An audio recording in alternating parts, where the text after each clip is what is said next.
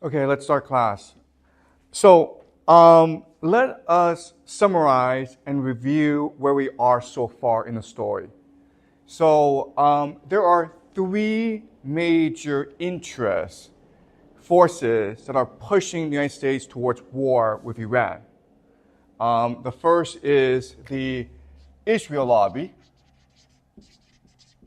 Remember that the Israel lobby is composed of both Jewish interests as well as Christian interests, right?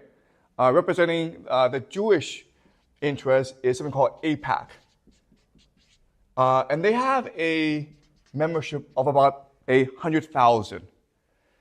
But they're very wealthy. There are many billionaires in this group. So this group has financial power. In fact, AIPAC is considered the second most powerful lobbying organization in the United States. The first is the pensioners, okay? There's about 30 million of them. And their lobbying organization is the most powerful. But AIPAC is second. But also in the Israel lobby are the Christian Zionists, right? So for example, the organization Christians United for Israel has 7 million people in its membership. So together, the Christian Zionists and AIPAC are extremely powerful force in government. And they want a war in the Middle East in order to advance Israel's interests. Also remember that America is now addicted to empire. Because empire represents easy money. All money has to be channeled through the U.S. And so there are many people in the U.S. who just basically make their money by speculating on money, okay? So for example, Wall Street. And that has made Wall Street extremely powerful right now in U.S. politics. And the third force is Saudi Arabia. Remember that in our discussion of Saudi Arabia, we learned that the major conflict in the Middle East is actually not between Israel and Iran, but between Saudi Arabia and Iran. For Israel, Iran is a security threat because it supports Hezbollah and Hamas. But for Saudi Arabia, Iran represents a threat to its very existence. Okay? So Saudi Arabia must resolve the Iran problem soon. Right? Now, how these three forces manifest themselves is through Trump. Okay? So basically, Trump is their champion. And privately, there's a man named Jared Kushner who is Trump's son-in-law. He's married to Trump's favorite daughter, Ivanka Trump, okay? And Jared Kushner happens to be very good friends with both Benjamin Netanyahu, who is the leader of Israel, as well as Mohammed bin Salman, who is the leader of Saudi Arabia. Now, Jared Kushner's father, Charles Kushner, was a very prominent sponsor of AIPAC. In fact, when Benjamin Netanyahu comes to stay in the United States, he lives with the Kushner family. So one night, Benjamin Netanyahu had to stay in Jared Kushner's bedroom, and Jared Kushner had to sleep in the basement. Okay, that's how close they are. And Jared Kushner is friendly with MBS, the leader of Saudi Arabia, so friendly that when Jared Kushner started a private equity fund, Saudi Arabia invested $2 billion. Okay? So through Jared Kushner, these three forces are able to exert influence on Trump. As we also discussed, it's very likely that Trump will become president of the United States again in November, and he will pick Nikki Haley as his VP. And that means that Nikki Haley will be the one in the Trump White House pushing for war against Iran. As we discussed, Nikki Haley makes most of her money from the Israel lobby, okay? The anti-Iran lobby. We know from the first Trump administration that these forces are able to exert tremendous influence on Trump. Okay? And the evidence is, one, Trump withdrew from the Iran nuclear deal that would have secured peace between the United States and Iran. Okay? Trump moved the United States embassy from Tel Aviv to Jerusalem in Israel, which was a major, which caused major friction in the Middle East. Okay? We also know that Trump ignored the fact that MBS killed a journalist. Okay? So we also know that Trump has been very friendly with Saudi Arabia. We also know that Trump sponsored the Abraham Accords, which is trying to bring peace between Israel and other Arab countries and unite them against Iran. Okay? The last thing that Trump did, which is the most important, is that in January 2020, Trump ordered the assassination of General Qasem Soleimani, who is the leader of the who is the leader of the Iranian Revolutionary Guards. Okay? So from all this, we can suspect that in a second Trump term, war with Iran will be a major priority. Okay. So is this clear so far? All right. Now, we also discussed that, okay, even though there are these forces that want war with Iran, ultimately it is the U.S. military that must implement this war. And if the U.S. military refuses to go to war, then the war can't happen. So we discussed that, unfortunately, the U.S. military is very different from what it was 30 years ago. Okay? 30 years ago, the U.S. military maintained very standard military doctrine. Okay? They maintain three very important principles that all militaries must maintain in a time of war. The first is mass forces. B is avoid encirclement, right? And the third is protect supply lines.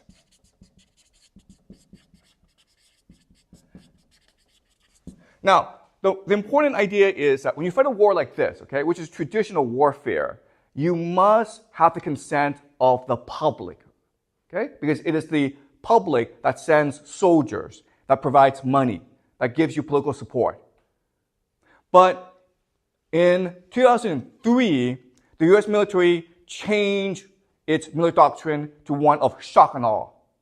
Okay? And what shock and awe means is that you don't have to follow these three principles anymore. You can use air supremacy. You also have technological omniscience. And you also have special forces.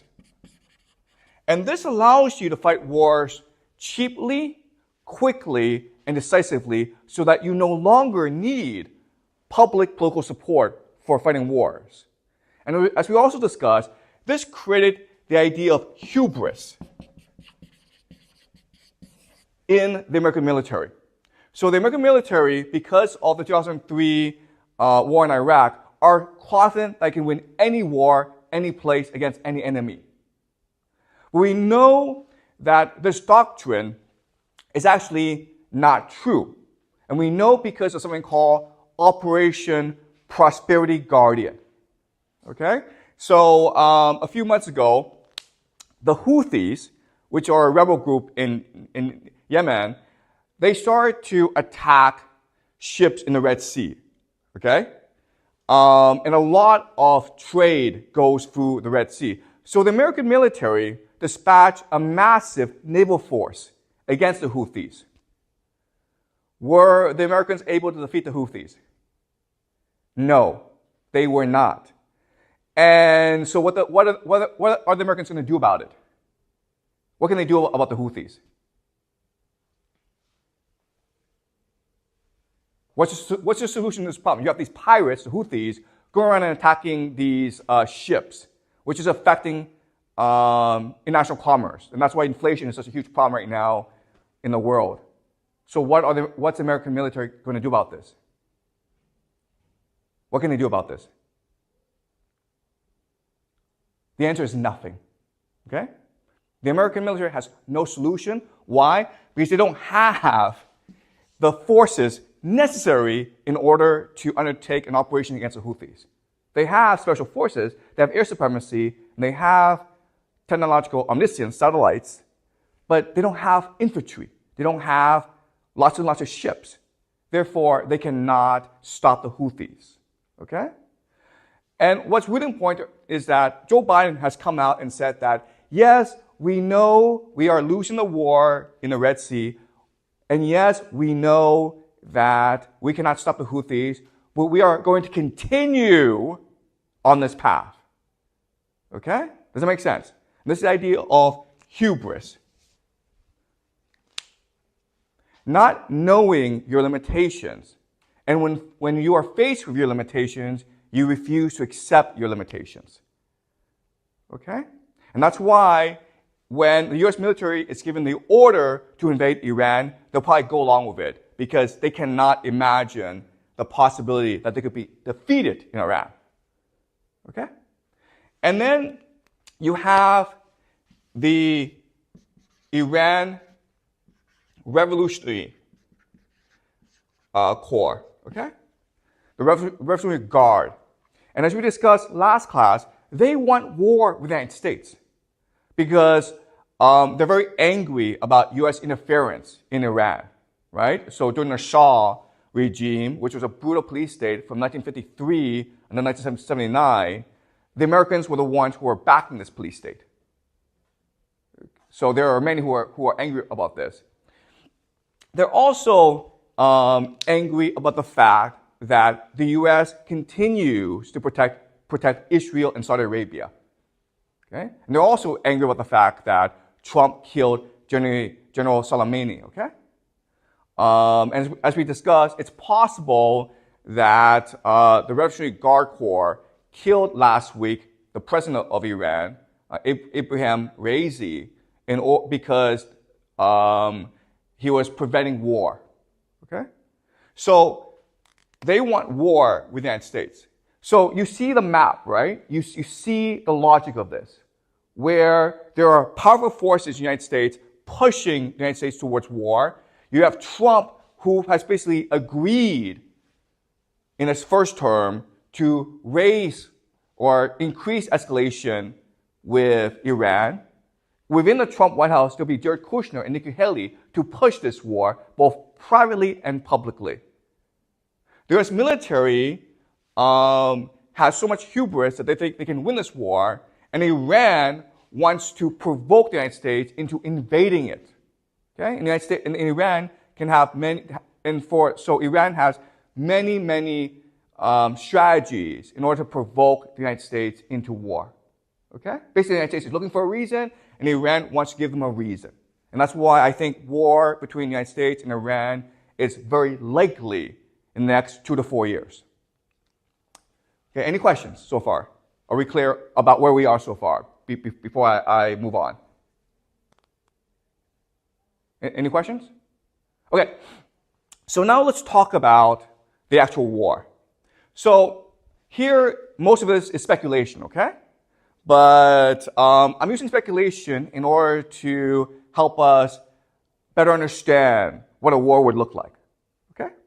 So let's pretend that it's March 2027, okay?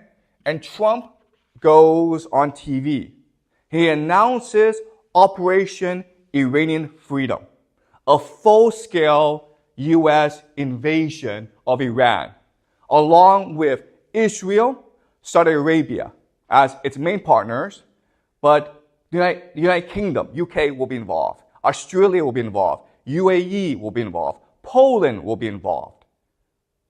Okay, so you have many countries attacking Iran together. And Trump goes on TV and explains to the American public why the United States is fighting this war. Okay, and this is what Trump says. First, he says that for the past year, there have been violent protests in Iran. You have religious protests. You have political protests. You have ethnic protests. The Iranian people are sick of the Ayatollah. They are sick of the dictatorship. they want democracy. They want freedom. And in response, the Revolutionary Guard are killing thousands of protesters. Iran is on the brink of civil war. Therefore, the United States has an obligation to protect the people of Iran. Okay? The people of Iran are praying for freedom and democracy, and the United States, the world's greatest democracy, must give them democracy. Okay? So the first reason is freedom and democracy. Second, U.S. intelligence, along with Israeli intelligence, have discovered that for the past 2 years, Iran has been working very, very hard on developing a nuclear bomb.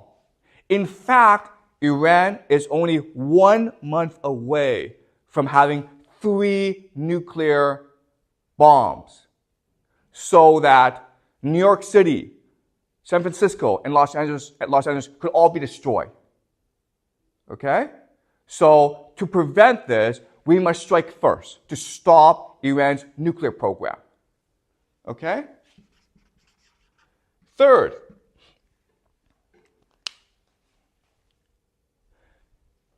Iranian proxies, the Houthis, Hezbollah, many groups, have been disrupting shipping in the Middle East, in both the Red Sea and the Strait of Hormuz. 40% of the world's oil passes through that region, mainly to East Asia, China, Japan, South Korea. Our global prosperity is at stake. We must go to war to protect these shipping lanes and ensure that the oil goes to China, Japan, and South Korea so that they can continue their economic prosperity. So the United States, as the world hegemon, has a responsibility to protect global prosperity. Okay? 4, Iran has been launching attacks against our allies, Saudi Arabia and Israel. Hezbollah has been violently attacking Israel, killing dozens of Israelis, innocent Israelis. The Houthis have been attacking Saudi Arabia oil fields, damaging the economy. We have an obligation to protect our allies, our friends in the Middle East, okay? And the last reason is we know for a fact that the Iranian Revolutionary Guard Corps is a sponsor of terrorism. Last week, in a mall, there were gunmen who went and killed 107 people. Our intelligence says that it was most definitely an Iranian operation. Okay? So for these 5 reasons, we have decided to invade Iran. But don't worry, this invasion will be successful because we have a lot of allies. The UK, Israel, Saudi Arabia, all friends, we're part of this operation. Our special forces are already in the country looking for their air bases and their missiles. We can knock them out at the beginning of the war. Also, we have been in contact with Iranian opposition groups. They want to overthrow the regime. And when we help them, they will install democracy in the country. Our American military is the greatest in the world. In 1991, our military defeated Saddam Hussein in 100 hours. In 2003, our military defeated Saddam Hussein in less than 3 weeks. To prove that we are the greatest in the world, we will defeat Iran in only 2 weeks. So do not worry. We will be strong in protecting democracy, freedom, and global prosperity. Okay? So that's what Donald Trump will say to the people of the United States. Okay? And of course, you're going to have large-scale protests throughout the country opposing this war. But most people in the country will support this war. Okay? All right. So after the speech, the operation is launched. And on TV, we'll watch this on TV and the internet together, on YouTube together, okay? And we'll be so impressed by the power of the US military. This is Iran. This is the Strait of Hormuz. Saudi Arabia. Israel is here. Red Sea is here. Iraq is here. Okay? So, in the Strait of Hormuz comes the USS Gerald R. Ford. It's a $13 billion super carrier. Okay? This thing is designed to destroy countries. It is now prowling the Strait of Hormuz to ensure that shipping is safe. America establishes air supremacy very quickly, okay? Meaning that it has complete control over the skies. Nothing can move in the skies without America detection. Okay? And then a massive invasion force is sent to Iran in the south. 100,000 US troops land. Maybe 200,000 Saudi Arabia troops land, okay? Maybe you have 200,000 to 500,000 troops in Iran. And they are about to strike Tehran in the north, okay? So in the south, the United States and its allies have established a foothold. They have a huge presence in the country, and they're about to attack Tehran, okay? All right. Do you understand what has happened? Okay. Now I want to ask you this question. At this point, I think the war has been decided. Who has won the war? America has established air supremacy. It controls the skies. U.S. Navy controls the seas. You have 100,000 U.S. troops in country ready to strike Tehran. The war has been decided. Who has won the war?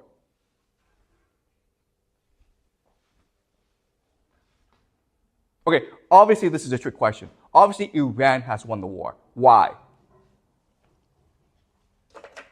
Why? What's the problem with this plan? Okay? This is typical American doctrine, shock and awe. This is how they fight wars. But there's a problem with this plan. What is it?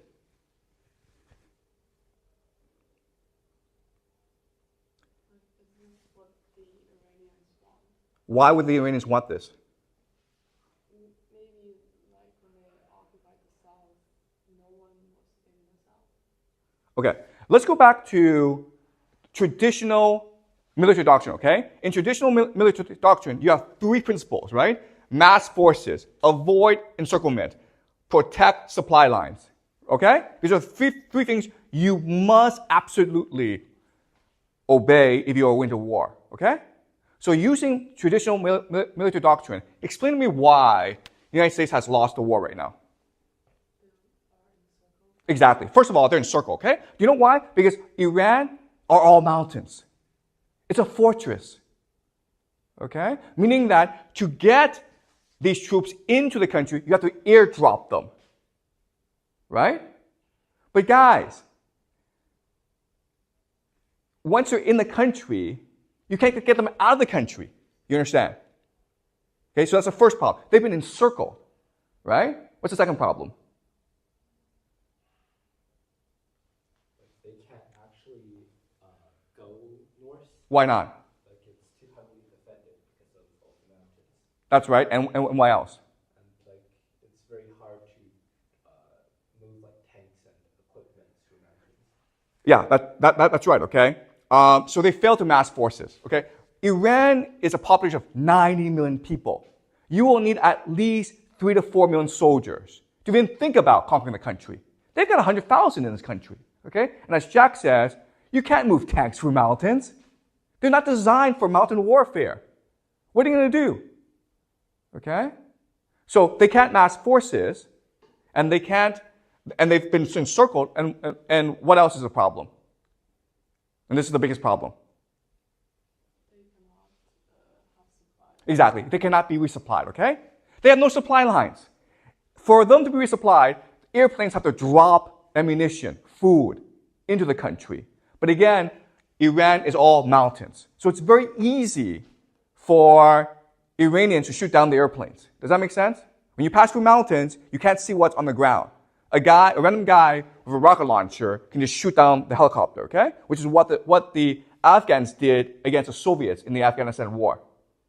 And that's why the Soviets lost the war. A drone can take down any airplanes, okay? So, in other words, these guys are trapped. You think they're soldiers, but they're not. What they really are hostages. Okay? Does that make sense?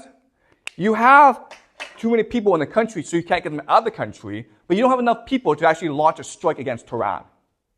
You can't resupply them. And they've been encircled by Iranian forces. All right? Does that make sense? Okay? Okay. Now, the logic of having 100,000 US troops in the country is that once in the country, all the resistance to the regime will rise up and strike against Tehran. The Iranian army will mutiny against the country. Okay? That's the hope. Why do we think this won't happen?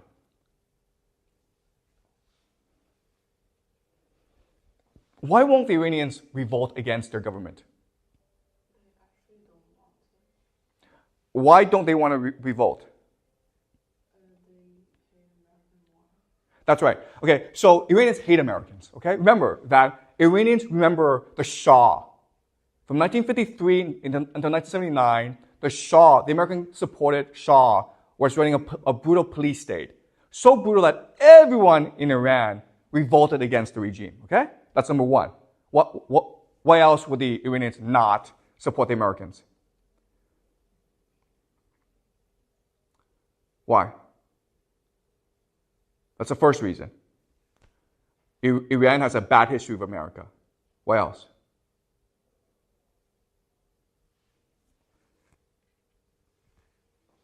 Guys, which country is next door? What happened in Iraq? America destroyed Iraq, right? From 2003 into 2011, America was there destroying the country. America said that it would bring freedom, democracy. It would bring prosperity. It would bring wealth. But instead, it just destroyed the country. American soldiers were running into houses every night, pointing guns at children, destroying homes, and arresting men for no reason. Okay? Iranians saw all this on TV. They heard about all this from neighbors. Okay? So they know that if America comes, it's to destroy the country, not to bring freedom, democracy, not to bring prosperity, it's to destroy the country. That's why they're going to fight. Okay? And another reason is that Iranians think that they belong to a great civilization. So they value their freedom and independence. Okay? Does that make sense? They're not going to submit to a foreign conqueror. So, why else would the Iranians resist? Okay. Also religion, right? The Iranians are religious. They believe that America is Satan, and they have a duty, a religious obligation to fight Satan, okay? So for many reasons, there's just no way that Iranian people are going to stand with America. You might have a minority, but most are going to resist. Okay? Okay, so does that make sense? Okay, any questions so far? Why do the Americans think that they will rise up? Okay, so that's a great question. Why would the Americans think that the Iranian people will rise up? And the answer is that they need to justify the invasion. Okay, does that make sense? They have to have a logical explanation for why this invasion will succeed. Because one of the criticisms against them will be like, you need 4 million people to invade Iran. They don't have 4 million soldiers. They have at most 1 million soldiers, okay, total throughout the world. They have about 60,000 in the Middle East. So they can't get 1 million soldiers. So the only explanation is, okay, well, we're going to pretend that once we invade, the people of Iran will support us. Do you understand? So it's not based on truth, but it's a explanation for why the invasion will succeed. Does that make sense? Yeah, but that was like what they tell the public, but do they actually believe it? Oh, that's a great question. Okay, so that's their propaganda. But do they actually believe this? And the answer is hubris, okay? They do believe this because they have hubris. And again, it's hard because we're not in their position. But once you're in that position where you have access to nuclear weapons, when you can kill anyone in the world, when you can see everything in the world, it makes you think you're God. Okay? And we remember, like last semester, we were reading the Greeks. And the Greeks believe the worst thing is hubris. Because it makes you think you're God. But you're not God. And you're going to get into a lot of trouble if you think you're God. Okay? Does that make sense? Okay. All right. Any more questions? And why do the U.S. think that Iran will use their nuclear bomb if they create one? Because many countries have nuclear bombs. Okay. So, Trump says that Iran is 1 month from developing a nuclear bomb, right? America has been saying this for the past 10 years. Okay? You just Google this, and America's like, oh, Iran is only 1 month away from a nuclear bomb. They've been saying this for the past 10 years. So, do you understand? When Trump gives his speech, there's absolutely no evidence that any of this is true, okay? But this is how he will explain the invasion. Okay? All right? And chances are that even if Tehran possess a nuclear bomb, they won't use it. Why not? That gives America a reason to use its bomb. That's right. The reality is that there's only one way that America can win this war against Iran, okay? They can just nuke the country. And America will do that if it has enough, if it has a pretext, okay? So nuclear weapons is something that Iran is very afraid of, okay? So does it make sense? All right. So this becomes, so American soldiers are trapped in this country. Okay? So now the question then is, wait a minute here. Why would America do something so stupid as send 100,000 soldiers into the country for no reason and get them trapped? Okay? So that's a question. And what I want to do now is make you the argument that there are two ways that we can prove or provide evidence that this is true, okay? The first is historical analysis. Historical analysis means that are there historical examples like this? Okay? Are there historical analogs? If there are, then this could be true, okay? The second method is through game theory analysis. Why would the actors who are rational do something as stupid as trap 100,000 American soldiers in Iran?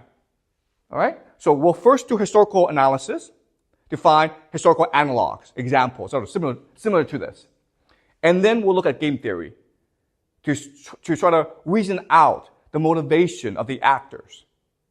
Okay? So let's first look at game theory. Oh, sorry.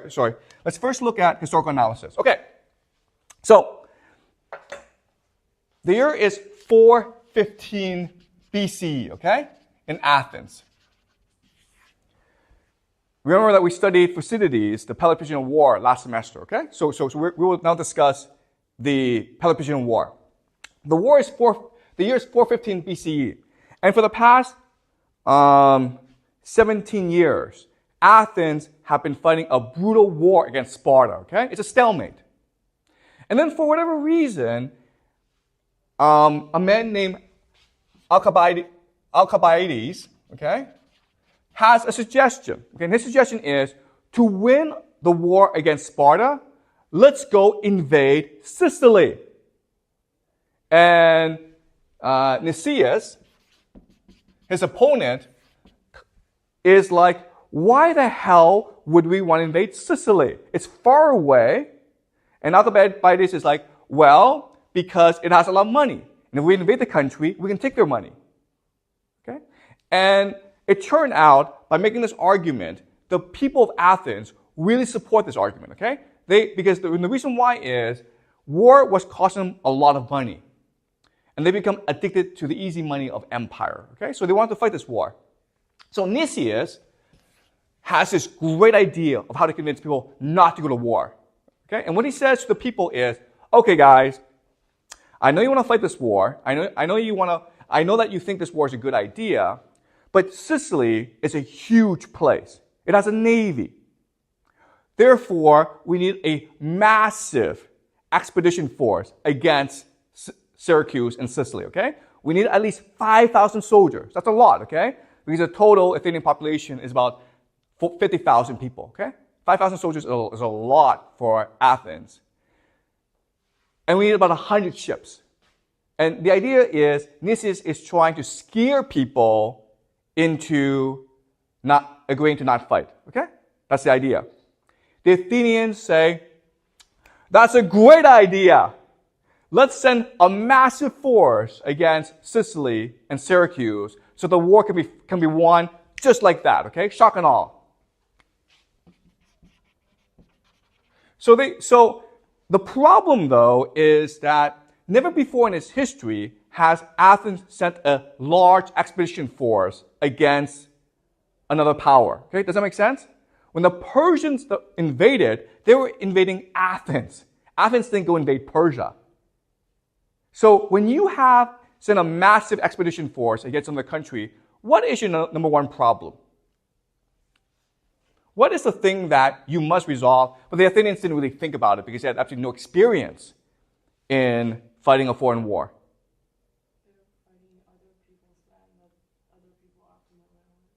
Okay. So the enemy knows the terrain better than you do, okay? But there's actually a much bigger problem than that. And it is what? How do you supply the soldiers? Okay, the biggest problem is resupply. And this is something that the Athenians didn't think about because they never never fought a war like this before, okay? So they sent this huge expedition against Sicily. And Syracuse, which was a naval power, were surprised because they were like, why would the Athenians want to invade us? Okay? So for the first year, the Athenians were destroying the Syracuse army. And the Syracuse army had to retreat back into their city, okay? And so the Athenians laid siege to the city. Okay, the Athenians, Syracuse is here, the Athenians are here. And the Athenians control the sea, right? Okay? So this situation is very similar to this situation, okay? Do you understand?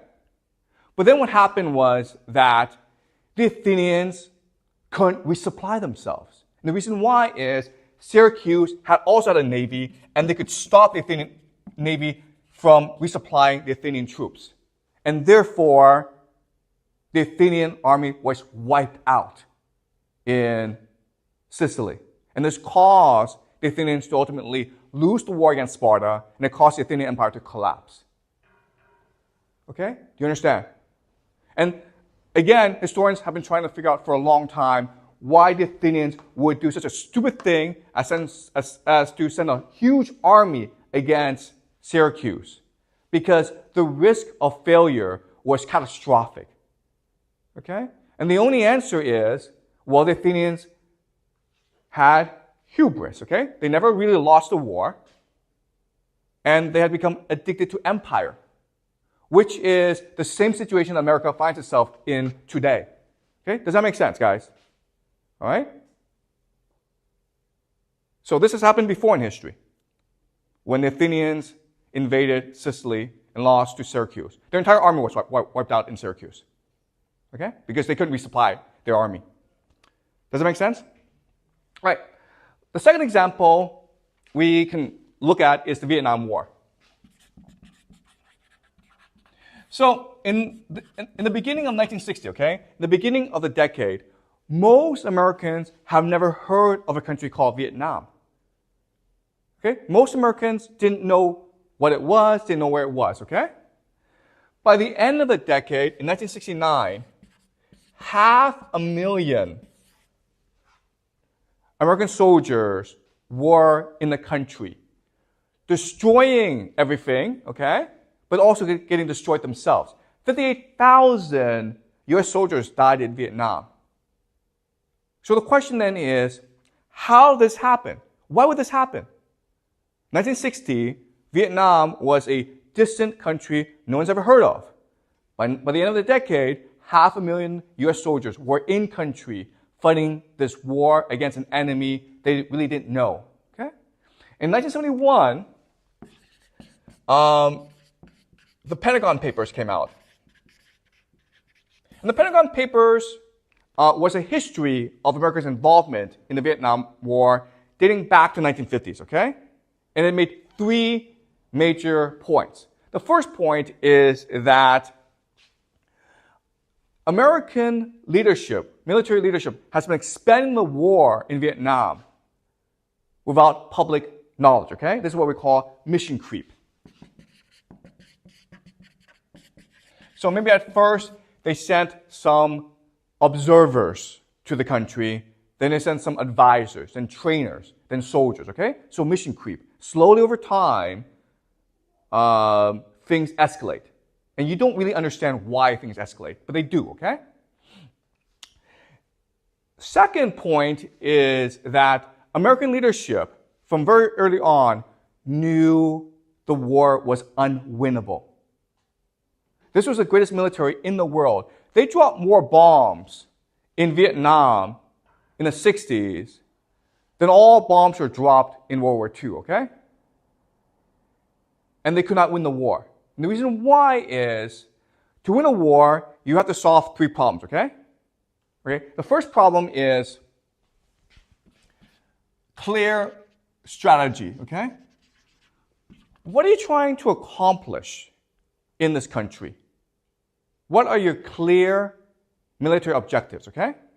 Second is, you must adapt to the battlefield, okay? Because all your best plans will change over the course of the battle, okay? So the adversary that is most willing to adapt to the battlefield will win, okay? The third thing is the will to fight. So if you want to look at a war and who's most likely to win the war, you ask these 3 questions.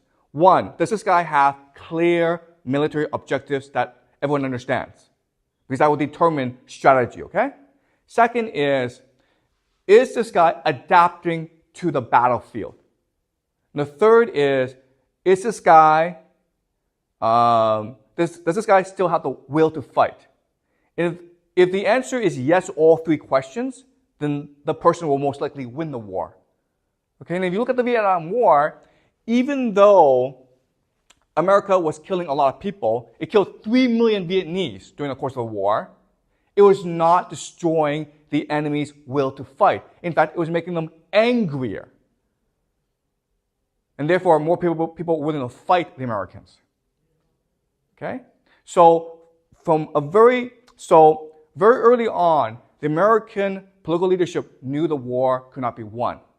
So then the question then is, why did America stay in the war? And the answer is credibility. Okay? Credibility just means they didn't want to lose face. They didn't want to be laughed at by the Chinese and by the Soviets and by the Europeans, okay? But there's actually another way to understand credibility, and it's what we call the sunk cost fallacy. Okay? Have you guys heard of the sunk cost fallacy? Okay, and the idea is never ever go into a casino. The reason why is that when you go into a casino and you start losing money, at some point you cannot leave the casino. Why not? You feel like you've lost so much, so now you have to make it back. Exactly. You want to reclaim the money you've lost, okay? You've invested so much that you cannot leave. You have to get that money back. And that's the problem with war. Eventually, you've invested so much, you cannot leave the war. And that's what happened in Vietnam. America invested so much, it it didn't want to leave the war because it did not want to admit that all this has been lost. Okay, it's what we call the sunk cost fallacy. And that's why, even though America could not win the war, it still wanted to fight the war. Okay, does that make sense? Okay, so the Vietnam War is another example, okay, that is similar to this, where America invests enough soldiers that it refuses to leave the war and admit defeat, okay? Does that make sense, guys? All right. Now, let's look at one more example. And this is the most recent example, and it's the Russian-Ukraine war. Now, as you know, in February 2022, Putin ordered a special military operation against Ukraine. Okay? And this is Ukraine. And Russia attacked from three axes. Okay, the north to take Kiev, the capital. You have the east to take Donetsk. And then you have the south from Crimea to take the south. Okay? And as we know, the north failed. Okay? The north attack failed and the Russians had to turn back. But the east and the south were successful. Okay? Now, let's think about this. You have an extremely powerful military attacking your country, the Ukraine. If you were the Ukrainian president, if you were the Ukrainian military, there's really only one way you can fight this war and win. And what is it? Using traditional military doctrine. How must you fight this war? You guys know? Let's go back to mass forces, avoid encirclement, protect supply lines. How must you fight this war? There's only one way you can fight this war. Excuse me? How do you disrupt supply lines? There's only one way you can fight this war and win. And what is it? The enemy is attacking you, right? So what must you do? Okay, the answer is you must retreat. Okay? Why? The enemy is attacking, right? So you pull back your forces. Why would you do that? What's the logic of that? Because then they have longer supply. Exactly, okay? It's that simple, okay? You want to overextend your enemy. Ukraine is a huge country, right? And Russia didn't send out that many soldiers, maybe 160,000. That's not that many soldiers. So if you just give them space, they're going to outrun the supply lines, okay? And then when they outrun the supply lines, you can encircle them and you can disrupt their supply. And that's the only way you can win the war, okay? What did the Ukrainians do instead? That's the only way to win this war. But what did the Ukrainians do instead, which made them lose the war? Yeah. So the Ukrainians refused to give up space, okay? They refused to give up land. They want to fight the Russians for every inch of territory. And eventually, because the Russians had more forces, mass forces, they were able to push through, okay? So that's the first major mistake that Ukraine made. But then last summer, Ukraine launched something called a counteroffensive, right? So once Russia was able to take space, because Russia is a land army, it started to develop fortifications, defenses, okay? Mainly artillery. And that 3 lines of defenses. And in the summer offensive, the Ukrainian military, for whatever reason, sent tens of thousands, hundreds of thousands of soldiers against this artillery, and the Russians blew everyone up, okay? Now, here's a question. Why are the Ukrainians doing this? They've lost the war now, right? They have no more soldiers. Right now, the average age of the Ukrainian army is it's over 40 years old.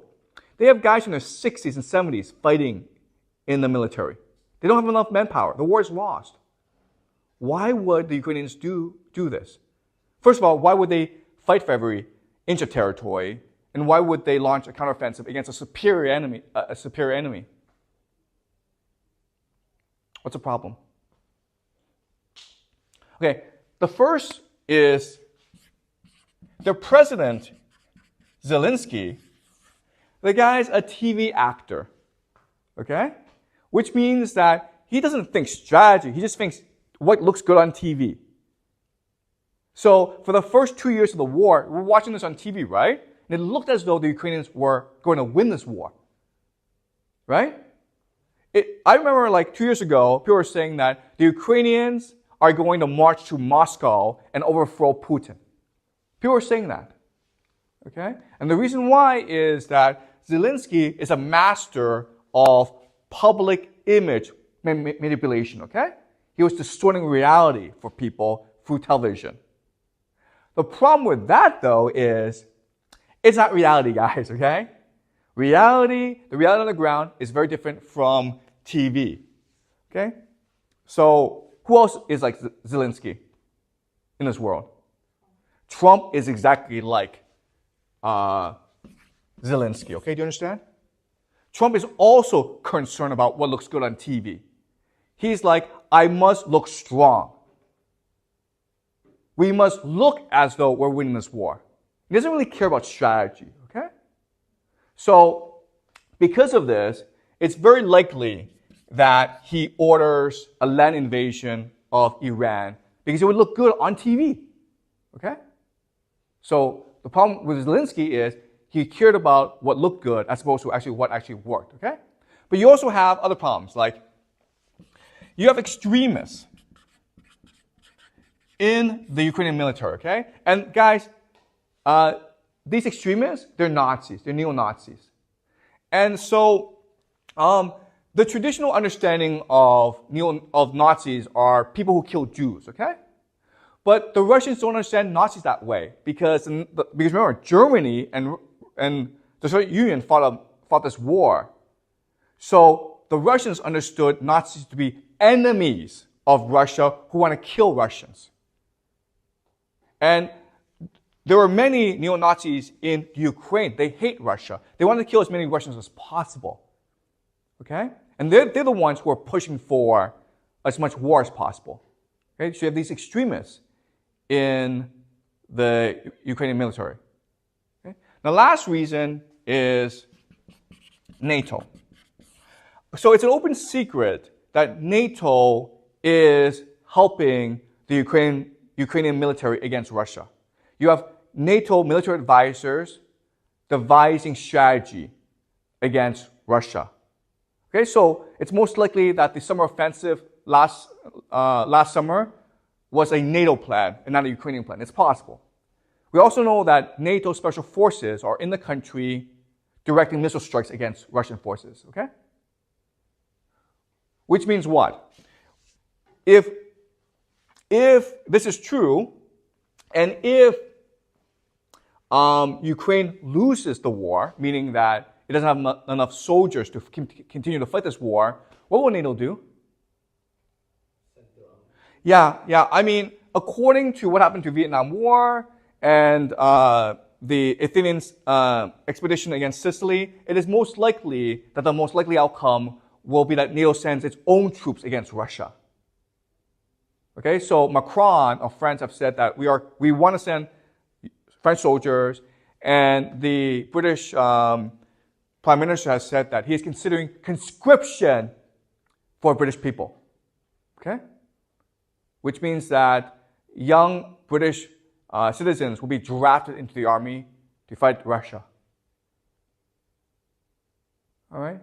So these are three historical examples that are very similar to what could happen in Iran. Okay, does that make sense, guys?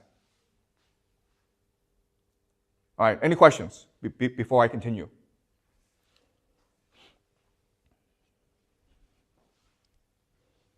All right, is this clear so far?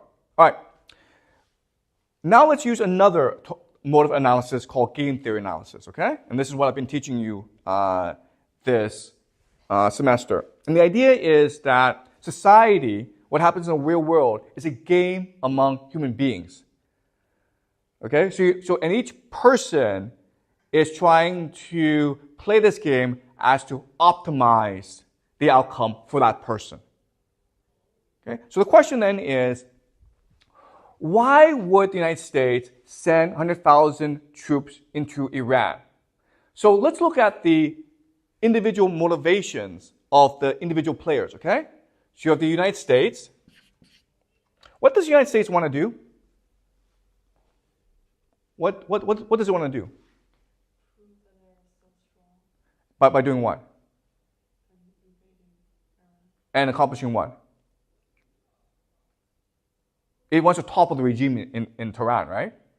And you can only do that through a ground invasion, okay? So the United States is trying to topple Iran. But then you also have other actors, okay? So Iran. What does Iran want to do? What does Iran want to do? Or basically the Revolutionary Guard Corps. What do they want to do? Should we? They want to kill as many Americans as possible, okay? Do you understand? They want to force an American land invasion, okay? So Iran wants to force a U.S. invasion, knowing that if the U.S. invades, it has to lose the war, okay? It will lose the war because the Revolutionary Guard can just send suicide bombers against the United States, okay? Now let's look at Israel. Okay? We know that the United States wants to topple Iran. We know that Iran wants to force a U.S. invasion to defeat the Americans, to humiliate the Americans, and exact revenge for what happened in the past. Okay? What does Israel want to do? What is Israel's optimal outcome? Do you guys know?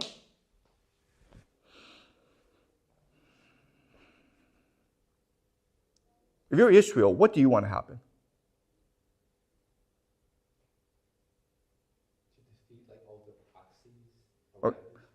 Okay, so you want Iran defeated, okay? And then what do you want to happen? You want Iran defeated, you want the proxies defeated, and then what do you want to happen?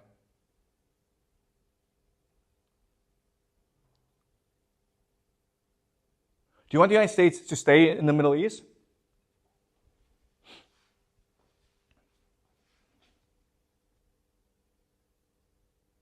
What happens if the United States and Iran both lose the war? I mean, Iran is destroyed as a country, the United States is destroyed as a military presence in the Middle East. What would happen?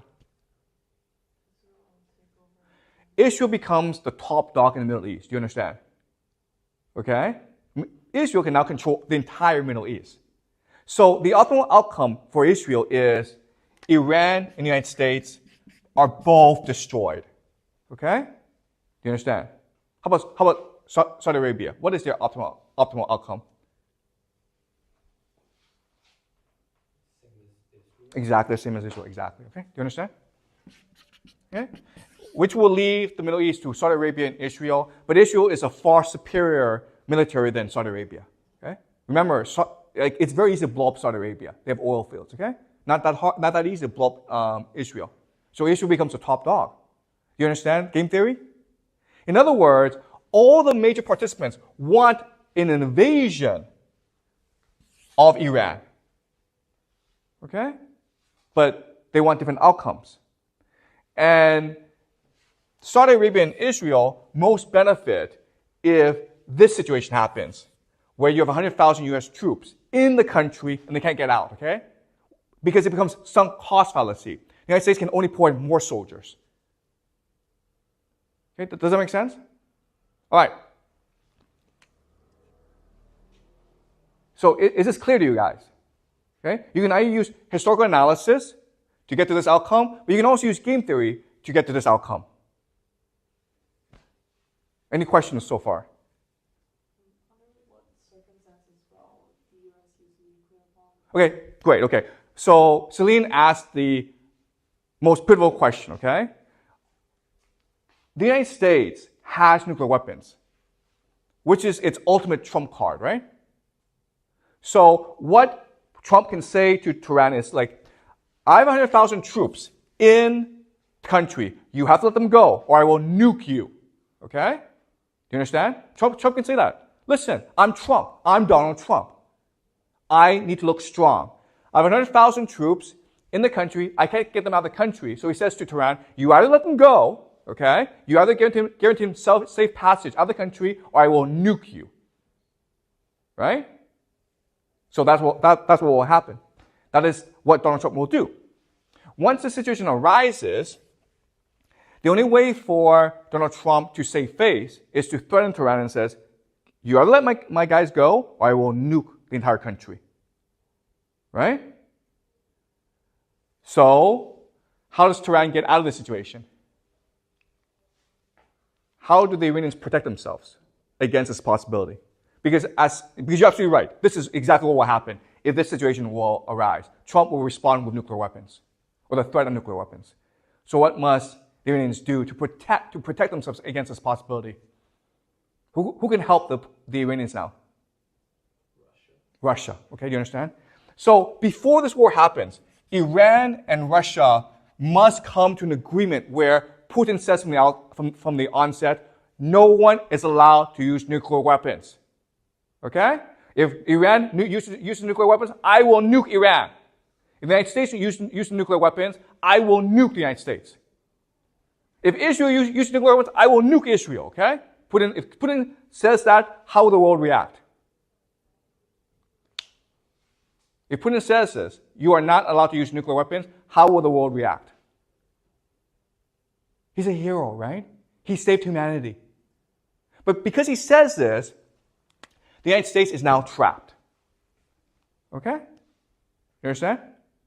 And so this becomes a black hole for the United States, where they can only send in more troops. They can't get any troops out. They can only send in more troops.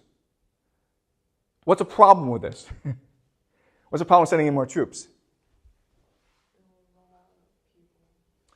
No, there's actually a huge problem with this idea of sending in more troops. What is it? Okay, you can't, no one wants to go fight. You understand? The military cannot recruit soldiers. All right? But even if you did have enough troops, as Jack says, you can't resupply them. Why? Why can't you actually resupply your army? Why not?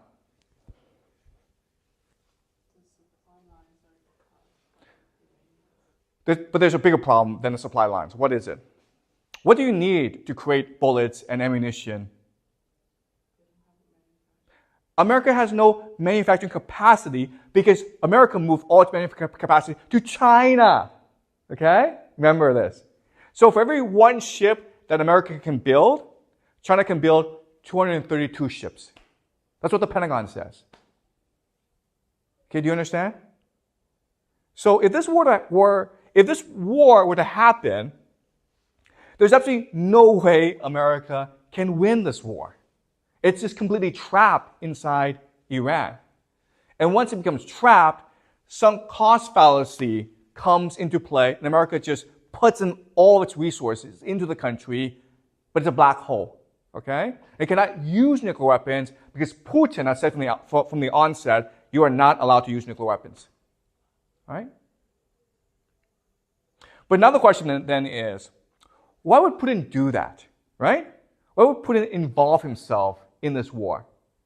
And that's what we'll discuss next class. All right? How Putin sees this war and how Putin will react in this war. Okay? But before we end, are there any questions about any of this? Does this make sense to you guys? Is this clear? Any questions? Is it possible for the United States to invade Iran to Iraq? Have they sent in armies? Oh, that's a great question. Yeah. So the problem with Iraq is that Iraq is an independent country. Do you understand? There are 10,000 American soldiers in Iraq. So you would need their permission. Even if you had their permission, there's a problem here because there are lots of Shia militiamen in Iraq who are loyal to Iran. Okay? And they would see the American invasion force as an opportunity to attack the Americans, okay? Because they're still angry about the Americans for what happened in Iraq. But even if they could have a staging area in Iraq, they still have to deal with mountains. Okay, do you understand? All right. I mean, the problem is you have 100,000 troops in the country. You have to get out of the country. Okay, and it's very hard to get them out of the country. If you go through the mountains, you're gonna get ambushed in the mountains. If you go through the air, those drones are gonna strike you down. That's the issue. Okay. All right. Does that make sense? Okay. Any more questions?